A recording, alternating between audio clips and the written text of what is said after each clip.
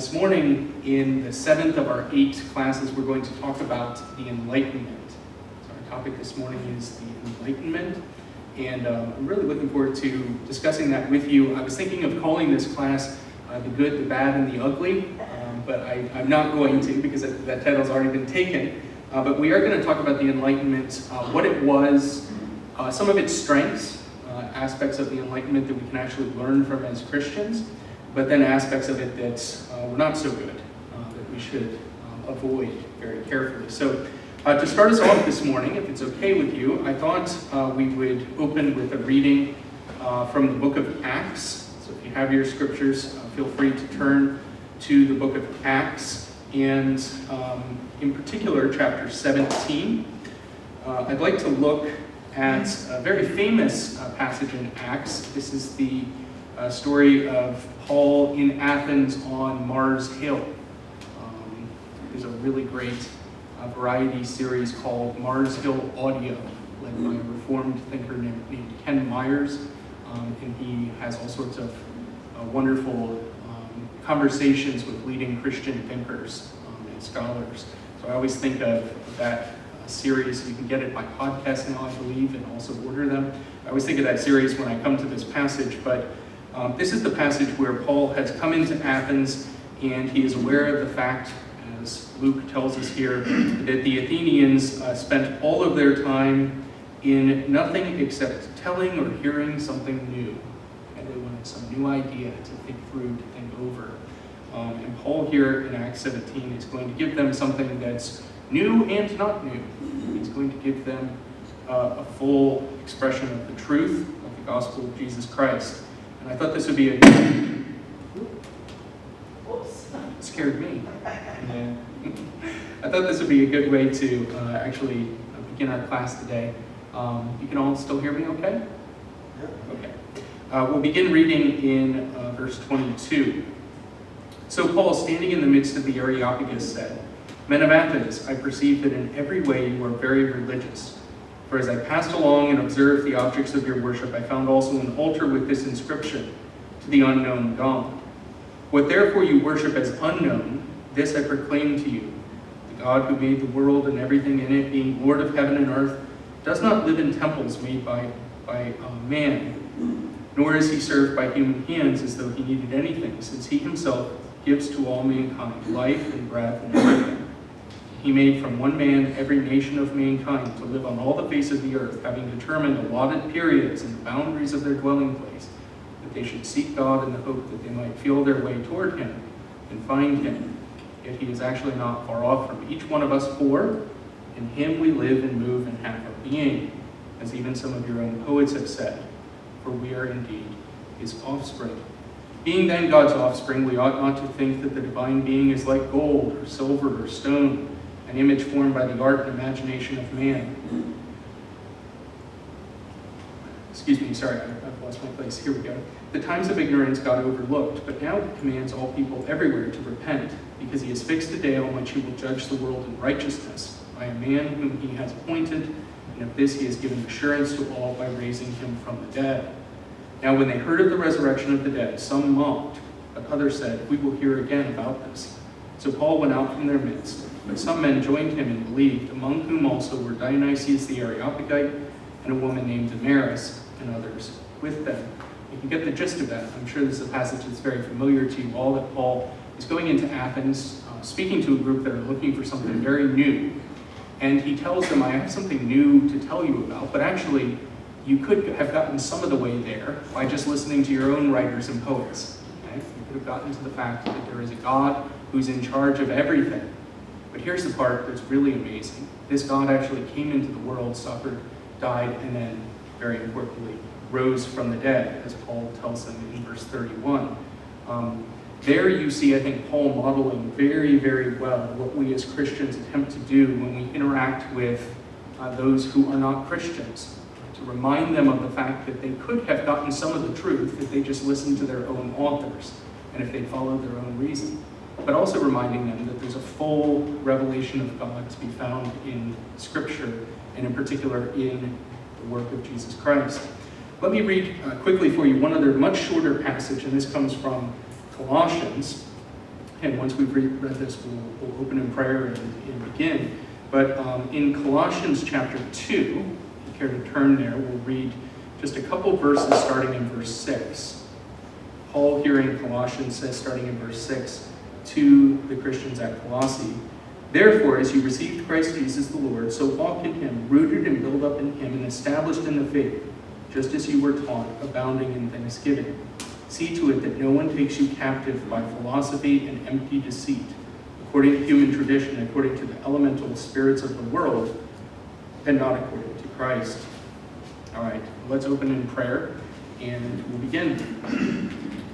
Our Father, we thank you for bringing us here on this blustery and rainy Sunday morning. Thank you for those of us who are watching this at home later on this week. I ask for all of us that you would cause this lesson and this discussion to be helpful to us in our lives as we think through how to be rational and how to be faithful as Christians. Help this class, we ask, to encourage us both to use our minds but also to use our hearts well in the service of the kingdom. And I ask for all of us that in this coming week you would give us a strong sense of your presence and your love for us. I ask you all these things for Jesus' sake. Amen. So let me read for you a quote that comes from a man named Immanuel Kant. Immanuel Kant, who was a mid to late 18th century German philosopher and thinker, wrote a piece responding to the question, what is enlightenment? Immanuel Kant is very fairly termed an Enlightenment thinker. In fact, one of the most important of the Enlightenment thinkers. So people were asking him, what is enlightenment after all? And here is what Immanuel Kant said. Enlightenment is man's release from his self-incurred tutelage. Okay? Tutelage meaning apprenticeship, understudyship. That is man's inability to make use of his understanding without direction from another. This tutelage is self-incurred when its cause lies not in lack of reason, but in lack of resolution and courage to use it without direction from another. And then Kant uses a famous Latin expression, sapere aude, which is a command in Latin, dare to know.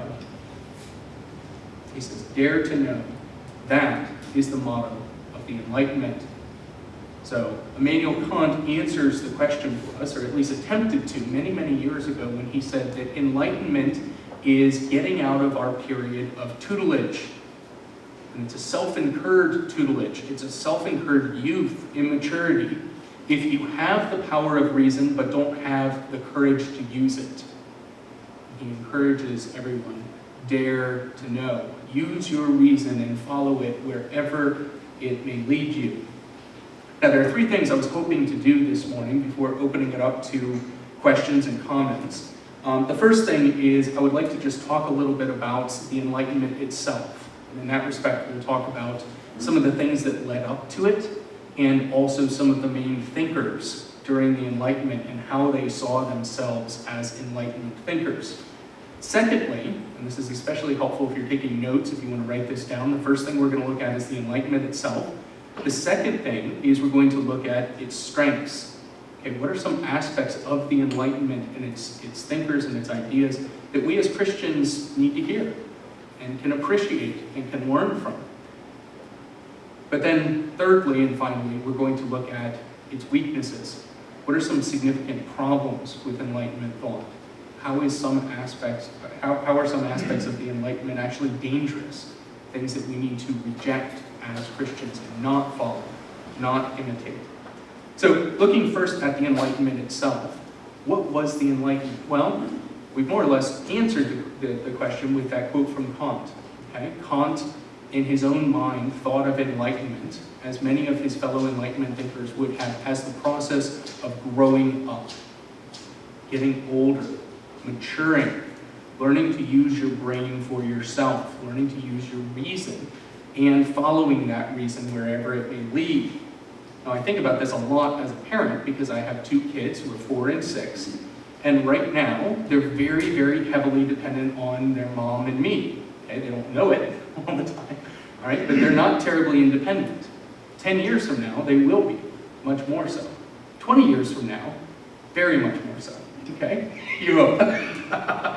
Fair enough. Don't make me cry. I'm just now picturing my 30-year-old son living at home and telling me what to do as he does now.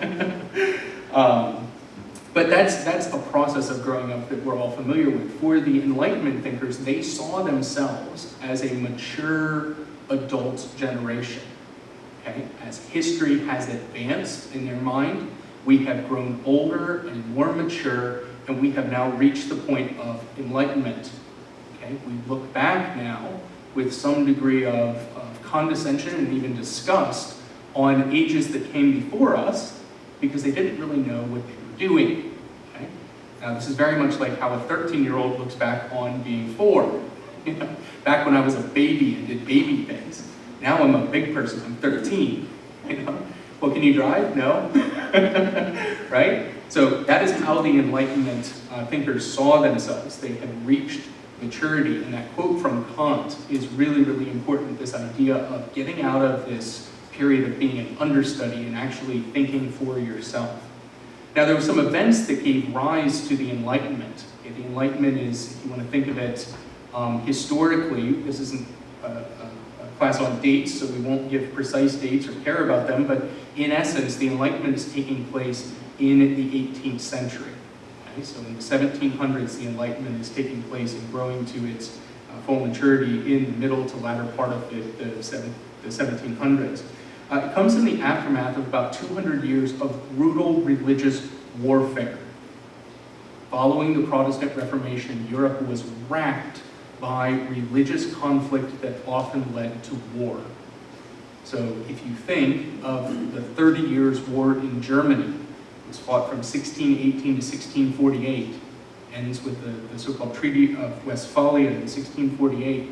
It's 30 years of civil war in the German states. And it's a civil war in which a number of other nations are engaged. So the Swedes, the Danes, and the French, among others, all intervene with armies in an effort to turn the battle towards one side. There are all sorts of political aspects to this, but the key differentiating factor between the different states in Germany was that some were Protestant and some were Catholic. Okay? You can think of many other religious wars fought during this period.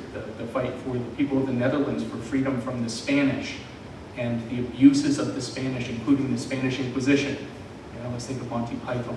No one suspects the Spanish Inquisition, right? But the Spanish used the Inquisition brutally against the people they saw as religious rebels and heretics in the Netherlands.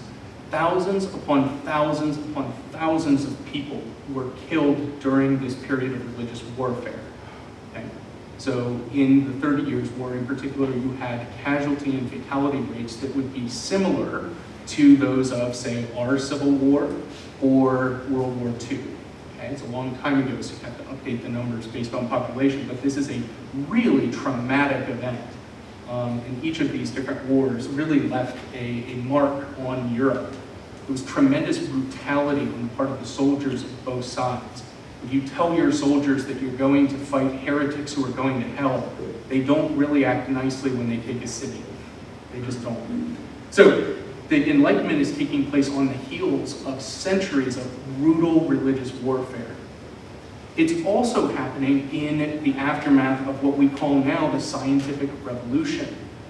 Think here of some key thinkers like Galileo Galilei, okay, who told the world that what it had thought for hundreds of years was actually wrong. He now had a telescope that proved that it was wrong, right? And you know that famously Galileo was tried and told not to repeat his errors anymore. Okay? But everybody who was intelligent knew that he was right, or at least thought they did. It's a little more complicated because he wasn't actually totally right. But he was more right than the people he was talking to. In any event, there are tremendous advances being made in science during this so-called scientific revolution. Medical care is improving significantly during this period. You have all sorts of thinkers like Robert Boyle, Newton, people like that who are making discoveries about the natural world. Importantly, This is really, really significant for understanding the Enlightenment. Over and over and over, scientific discoveries are giving natural explanations for things that previously were completely unexplained and therefore believed to be supernatural. Okay? So people are coming along as scientists and saying, actually, this is how this really works. And there's a natural law that governs it. Newton is famous for discovering all sorts of natural laws. There's a law called gravity, which is why things fall. Right? The apocryphal story of getting hit in the head by the apple probably didn't happen, but something like that, right? It's interesting that things seem to fall rather than moving upwards. Why is that? Well, it isn't because God makes it happen. That's at least what the Enlightenment thinkers would have said. It's because there's a law that says that this happens in a certain way every time. So you've got two events leading into this. The religious warfares, the religious wars, and the scientific revolution. Both of those are causing many people in the 1700s to say that we are now in the process of growing up. We now know a lot of things that we didn't know before. We are maturing, we are developing in ways that are going to allow us to cast off the shackles of superstition. If you want a word to describe the condescension with which they approached everything that had come before them, it would be the word superstition. Okay? Idiots 100 years ago thought X, Y, or Z, but now we know X, Y, or Z, right? Here's how it really happens. That's the attitude of many of these sorts of men. Who are we thinking of? Well, Immanuel Kant, who I've quoted for you, Voltaire, Edward Gibbon, David Hume, Denis Diderot, men like that. Okay? They're all living and writing around the same time and all share a basic attitude towards the past. My area of scholarship extends into the medieval period. I'm very interested in the period right at the fall of the Roman Empire and the very early medieval period. The idea of that being a so-called Middle Age comes from Enlightenment thinkers. There's the ancient past when we were infants, there's the Middle Age when we were young, and now there's our period when we're old and mature and know how things really are. It's important as you think about some of these different leaders in the Enlightenment to realize that there were different strains in the Enlightenment. There was an extremely radical strain of Enlightenment thought that wanted to cast off everything that had come before and start afresh. There was also a more moderate strain that said, yeah, most that came before was pretty stupid, but we got to move slowly and carefully. Okay, so Enlightenment thinkers weren't all like part of some group text, scheming and planning. Many of them fought each other pretty bitterly over the implications of some of this. I have two quotes for you that I think kind of capture the difference between moderate and radical Enlightenment thinkers. The first is a quote that's attributed to Voltaire, okay, French Enlightenment thinker, who at a dinner party was asked, Voltaire, do you believe in God? You heard this story? He said, no. And they said, Voltaire, why do you whisper? And he said, because the servants do, and that's good. If they found out there was no God, they would steal my silver. Okay? All right? That's a moderate Enlightenment thinker. And the idea of God is helpful. And until we come up with something better, let's keep him there, at least for the servants. Right? Okay? That's Voltaire. A more extreme aspect of the Enlightenment can be found in the words of another French Enlightenment thinker, Denis Diderot. Diderot is one of the earliest and most important of the Enlightenment thinkers. He's the author and editor of the very first encyclopedia. Okay? We have all sorts of encyclopedias now, but he was the first to come up with the idea of an encyclopedia.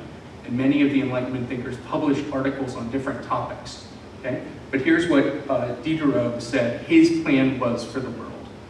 It was to have the last king strangled with the guts of the last priest. Okay? Now that's pretty radical, right? We don't want kings and we don't want priests. And so true enlightenment will have taken place when the last king has been strangled with the guts of the last priest. There's a difference between the two. You get that? I mean, Voltaire is a very subtle kind of enlightenment thinker. Diderot is far more radical. Many of these thinkers fought themselves and had tremendous falling outs between themselves over how far do we actually take this. Let's talk a little bit about some strengths in the Enlightenment. What are some of the benefits of the Enlightenment that exist for us even to this day? Well, one is there was a spirit of investigation on the part of the Enlightenment thinkers. And you get this even from that quote by Kant, right? Have the courage to know. Figure out how things work. My wife is a scientist, and when we walk around the neighborhood with our boys, when they see something that's curious to them, she's down on the ground with them trying to figure out what this is. Is this an exoskeleton of some little creature? Is this, I just have very little interest. I'm like, that looks yucky, I'm staying away from it, right? But my wife is down on the ground with our boys, What is that? Is that a lizard? Is that a butterfly? What is it? And she's got all of the technical terms. My 4-year-old refers to bees who have proboscises, which I think is the thing that they suck he told me this the other day. I was like, how do you know that word? He's like, oh, mommy told me that. I'm like, okay. I'm like Googling it. What is this?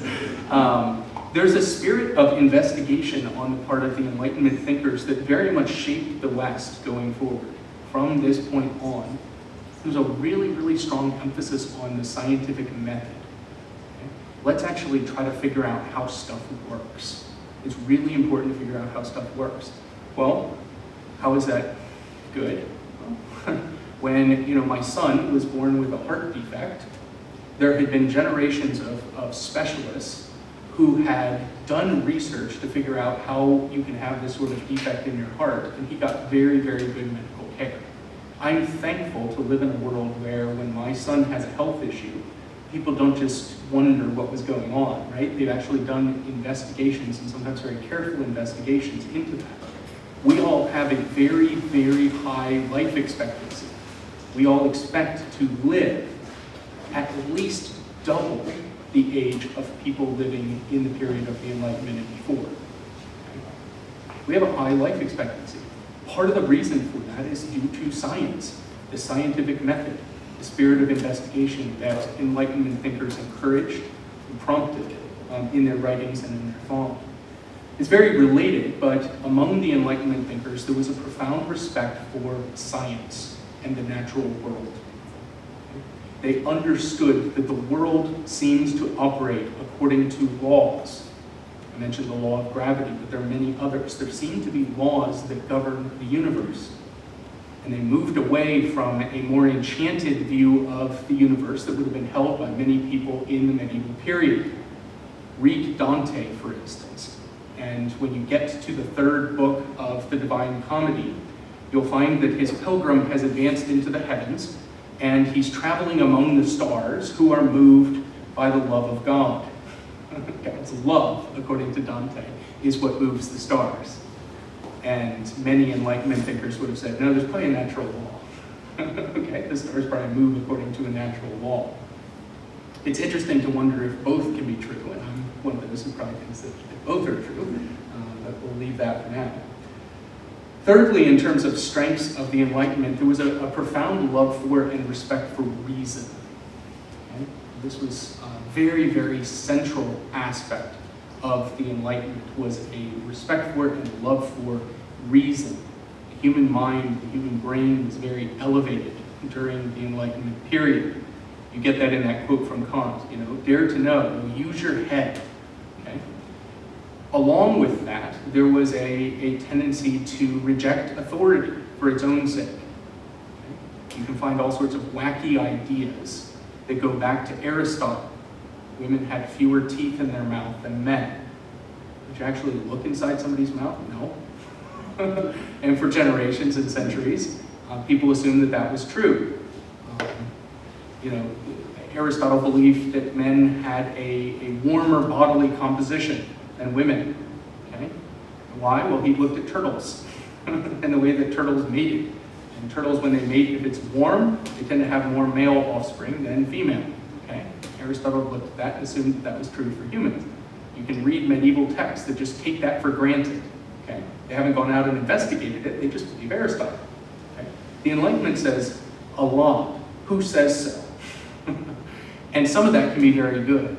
medical advances started taking place when we stopped assuming that Aristotle had every answer. Some ancient philosopher or scientist had figured everything out. We started saying, let's use our own reason and let's look at this ourselves. All of these things in very significant ways have made the world a better place. I am glad that I live at a time with a very, very long life expectancy. I'm glad that I don't live in the year 1500. Infant mortality rates at the time of the Enlightenment would have been staggeringly high. We're talking about couples who have 14 or 15 children, 1 or 2 of whom survived to adulthood. And that would have been a norm, you know? So we don't live in that sort of time. We have tragedies that happen to us, even physical tragedies many times, but we don't live in a world where it's expected that a couple who has 14 or 15 kids will only see a couple of them to adulthood, you know? And I'm thankful for that. And much of that is related to the advances that took place during the Enlightenment. So we talked about some of its strengths. What are some of its weaknesses? What are things that we need to be very careful to avoid as Christians? The one thing that I thought of, and I can't think of a better way of saying it and expressing it, is just arrogance. There's a tremendous amount of intellectual arrogance on the part of Enlightenment thinkers. Much of it now strikes us as incredibly funny. Okay?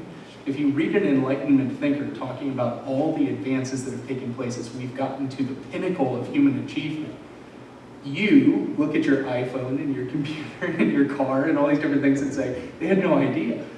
Right? They thought that they had arrived. You know, the pinnacle of human achievement is here, as they're riding along in a horse-drawn carriage, right?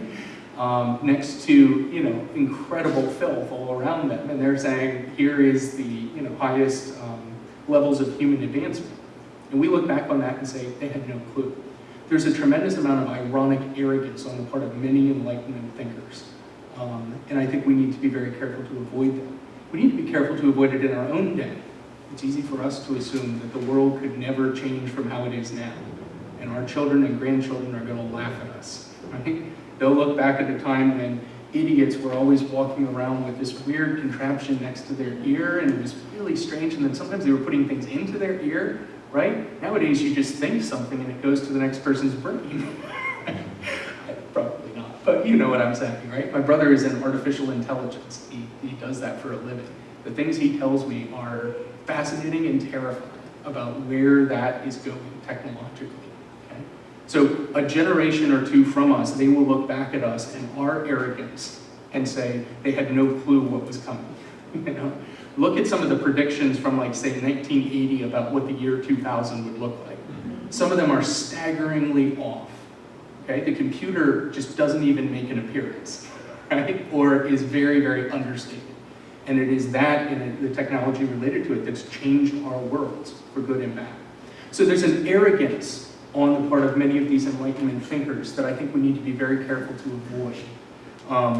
When Edward Gibbon sets out to write his history of the decline and fall of the Roman Empire, he looks back on a time when Christianity was full of superstition. And he sits in 1776 as a proper English gentleman on his country estate and looks back at all the idiots who suffered and died for things that nobody would suffer and die for. Okay? Nowadays, we know that a proper English gentleman doesn't worry about those sorts of things. Okay? Edward Gibbon, when he wrote his Decline and Fall of the Roman Empire, blames the Christians for the fall of Rome because they weakened the empire. Rome used to be savage and warlike, and those were great things because you got to conquer people. And along came Christians and talked about turning the other cheek. Feminized the Roman Empire for Edward Gibbon. And nowadays, we look back at that and we say, what in the world were you thinking? Right? It didn't age well. But there's a tremendous amount of arrogance. Along with that arrogance, you have a tremendous cultural elitism and snobbery on the part of many of the Enlightenment thinkers. Much of the horrors of the 19th century were brought about by the cultural elitism of Enlightenment thinkers. What am I talking about here? Well, for one thing, pure racism. Someone like Immanuel Kant ranked races according to their level of enlightenment. Okay? Guess who was at the top? Well, Germans like him.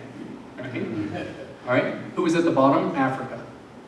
So what did cultured elites need to do? Well, they needed to share enlightenment, okay? Which meant going into countries that weren't your own, enslaving them, and enlightening them. Okay?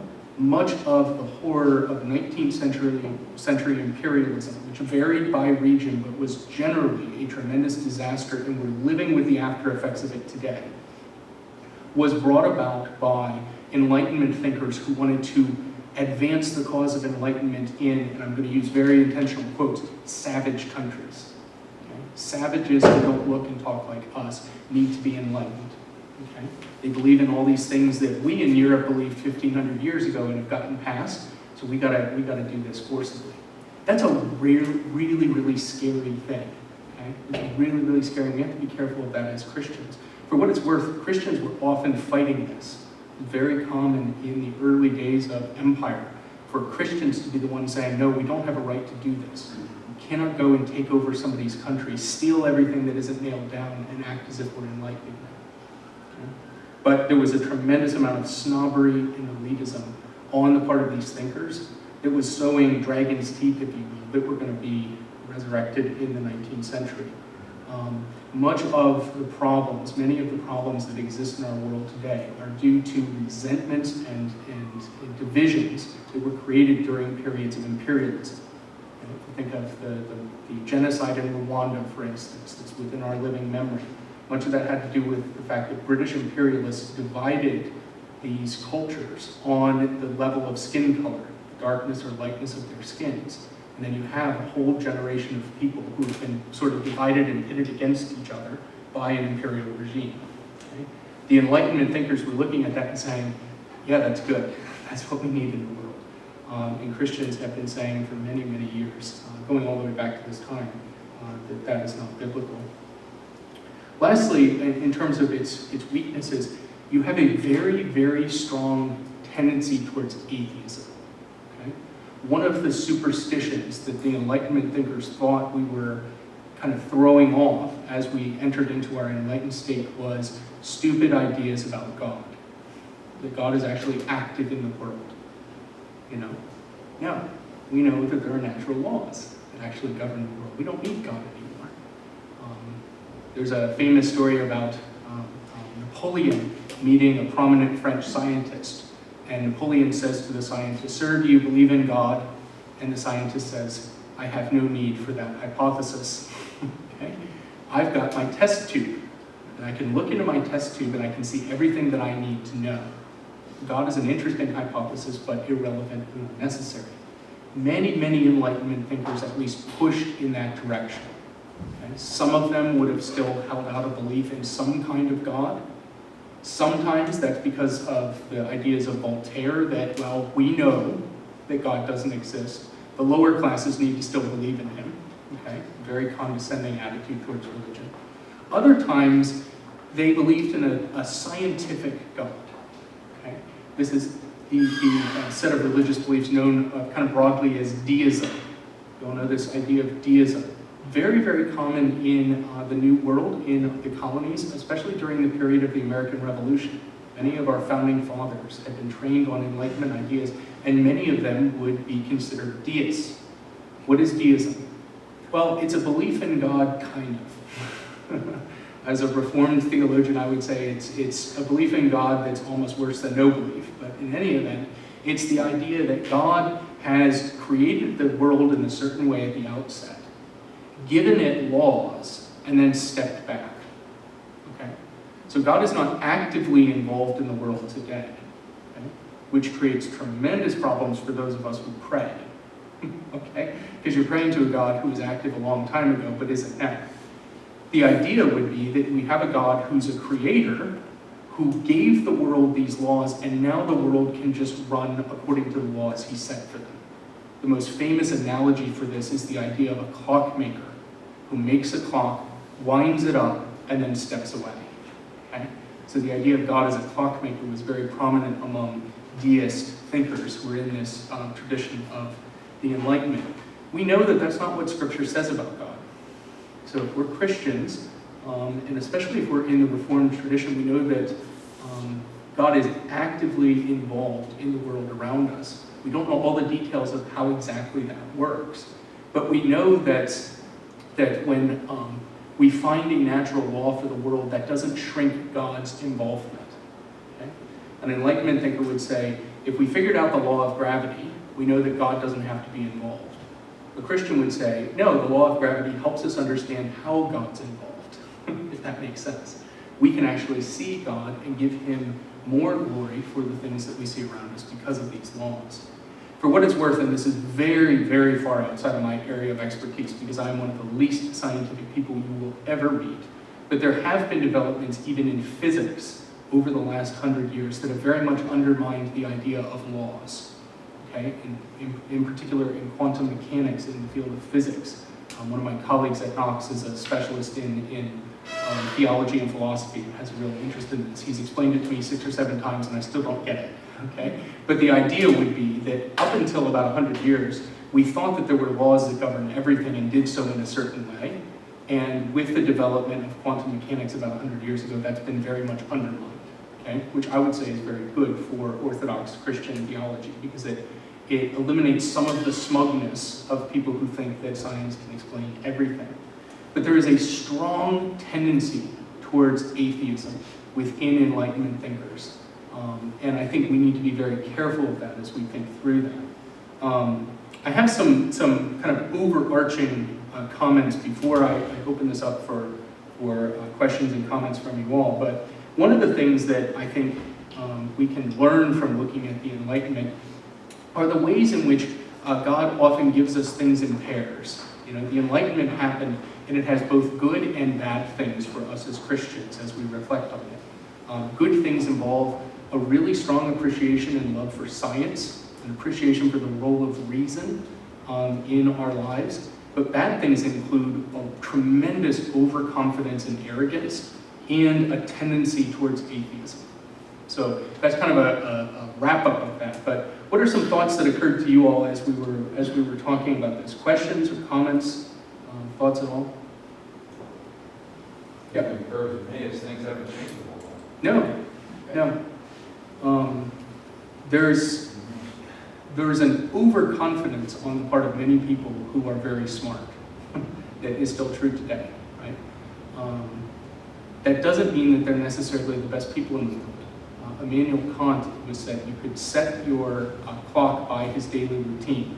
He lived in one little city in Germany called Königsberg, and it was said that you could set your clock by his daily walk. Okay?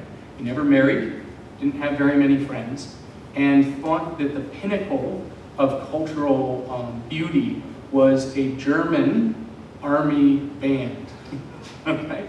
So Kant may be right on some things, but I don't necessarily want to have dinner with him, and I certainly don't want to be his best friend. You know, that's true even to this day. That some people who are very intellectually gifted don't understand the bigger picture very well. Immanuel Kant has on his tomb in Königsberg. You can see it to this day. I believe it's now in modern-day Poland. But on his tomb, he has written in German, and I don't know it in German, but in English, it's "Two things fill the heart with wonder: the moral law within and the skies above." Okay. Kant spent his whole life thinking about both of those things, the natural laws and the moral laws within us. But there's a tremendous amount of confidence on the part of these thinkers that smacks of arrogance. Kant believed that if everybody just learned how to be a German like him, they'd be better.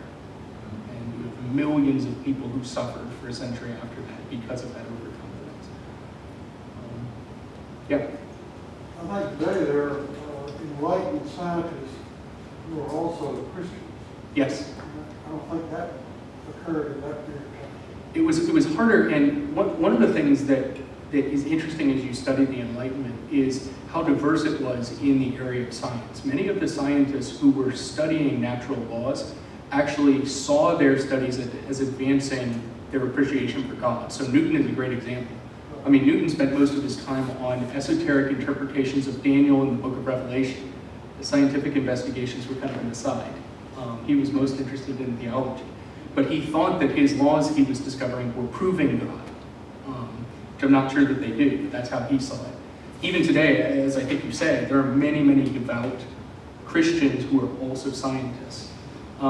It's a point that's near and dear to my heart, being married to a scientist. I'm a theologian and not anything like a scientist. My wife is a very devout Christian and a very good scientist. And one of the things that I would say that we don't always appreciate as Christians is the extent to which science and theology are friends. Like, they are not enemies.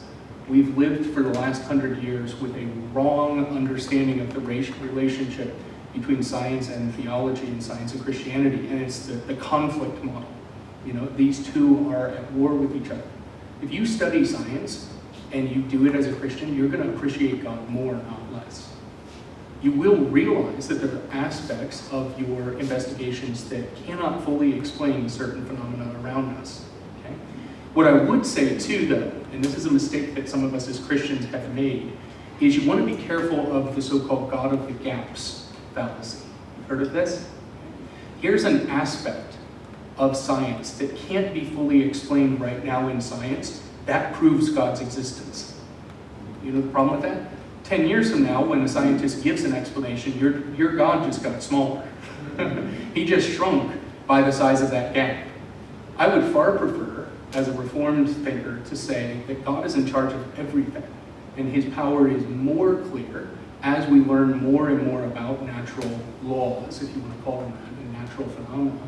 That way you're not actually shrinking God as your knowledge gets better, you're actually expanding your appreciation for him. But that is a very, very popular model, especially in Christian apologetics. You'll still hear these things sometimes, especially on the radio. Let a scientist try to prove whatever. And I just kind of grimace. I'm like, but what if they do? What happens to God then? Let's not put him in those categories. Charles Darwin. Yeah. Yep. What an effect that he has had. Much of the problem, many of the problems that we deal with now, and we all deal with them as Christians, have to do with evolutionary theory and some of the aftermaths of that.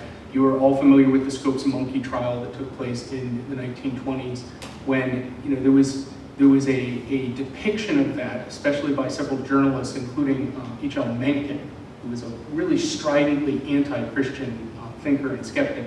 There was a portrayal of that left a lot of people thinking that if you wanted to be a Christian, you kind of had to check your brain at the door when you went into your Sunday service, right? You got to stop thinking. And these folks, Mencken said, are so gullible that they probably believe that Jonah swallowed the whale. Okay? Right? That was his impression of them. Now, when you see that somebody like Francis Collins is a profoundly devout Christian and is head of the NIH, that dispels that, right? When you see somebody who is actually very, very committed to Orthodox Christianity and takes science seriously, I think it gives a lot of encouragement to folks who want to do that too. It's a really, really big problem for us as Christians if we teach our kids in particular that they can't investigate the natural world if they want to stay Christian. We need to be teaching them, and I think those of you in these worlds do this, that the more we understand about the natural world, the bigger our God gets, the better we appreciate what he's done in the world. And you don't then face that crisis that many Christians have faced of going off to college, learning something they didn't know and saying, well, gotta chuck God now. This professor told me something I didn't learn, and I was told if that happened, I might as well give up God. No. God's big enough to sustain those realizations. This is something that's personal to me. I went through that having grown up as a Christian in various contexts, and struggling with going off to college and then law school and learning certain ideas that I wasn't familiar with before, and trying to figure out, does this actually impact my Christianity? Does this mean that I can't be a Christian anymore? Many, many, many Enlightenment thinkers would tell you that it does. Okay? And we've got a bunch of them running around these days.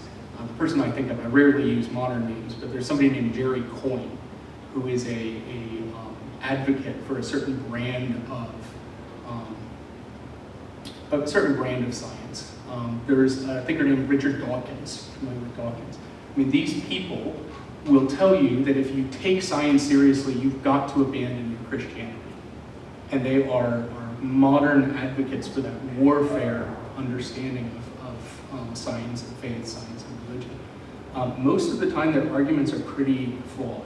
I think if you read them carefully, you're not going to actually find them that convincing. but they're very convincing to 19-year-olds who found something for the first time, and this proves that mom and dad are wrong. That's kind of dark. That's kind of Dawkins' sweet spot. Is that 19-year-old who's like, oh, I found Dawkins, Christianity is false. Did you want to? Yeah. Hawkins is famous for losing debates against Christian Science. There's one in particular, and there's a debate with this guy. I think his name is John Lennox. Is that correct? Yeah, he was here at PBA maybe a year ago. I really wanted to go. I had a scheduling conflict and I couldn't go. But I mean, someone like Lennox would eat his lunch. But Dawkins has this thing, and it's very common among British popularizers, where he's got a very good British accent. He went to Oxford, he's at Oxford, and again, if you're 19 and you don't know a lot more, you're like, there's this crazy British guy telling me everything I thought was true is false, I'll go with him. Lennox is a good example, though, of somebody who takes science very, very seriously, but also has a very devout faith.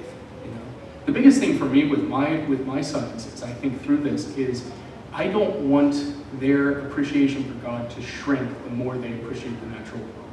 That's really a big thing for me. I want them to be free to appreciate the creation that God has given us. And the more they appreciate that, the more they love Him. And if you want a citation for that, Calvin.